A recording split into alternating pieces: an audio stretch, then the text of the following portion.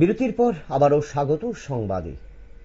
কৃষি এবং কৃষি কল্যাণ দপ্তরের উদ্যোগে এবং এনডিআরএফ প্রকল্পে ২০২৪ সালের বন্যায় ক্ষতিগ্রস্ত কৃষকদের ডিবিটি এর মাধ্যমে আর্থিক সহায়তায় প্রদান অনুষ্ঠানের আয়োজন করা হলো।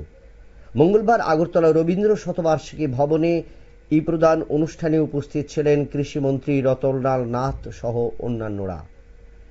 কৃষকদের এই যে কল্যাণে এবং এনডিআরএফ এর এই প্রকল্পের আওতায় কৃষকদের সার্বিকভাবে উন্নতি করা এবং কৃষি ঋণ, কৃষি বীজ এবং সার দেওয়ার পাশাপাশি অর্থনৈতিক দিক দিয়েও কিভাবে স্বাবলম্বী করা যায় সে বিষয়ে কিন্তু তুলে ধরলেন কৃষিমন্ত্রী রতনলাল নাথ তার এই বক্তব্যে।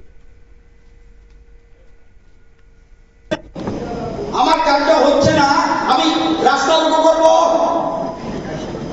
কৃষক করেনি, কৃষক যদি স্ট্রাইক করে কি অবস্থা হবে? সারা দেশের মধ্যে এখন সবচেয়ে বেশি গুরুত্ব মনে করছে কৃষকরা, কৃষকদের গুরুত্ব দিচ্ছে প্রধানমন্ত্রী। আজকে সেই জিনিসটা ভাবে। আজকে দেখবেন আপনারা শুনলেন কৃষিমন্ত্রী রতনলাল নাথের বক্তব্য।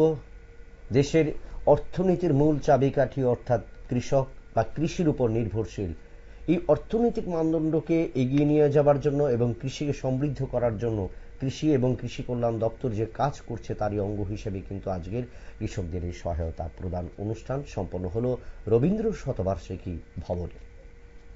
এবার নিয়ে নিচ্ছি আবারও একটা বিজ্ঞাপন বিরতি, সঙ্গে থাকুন।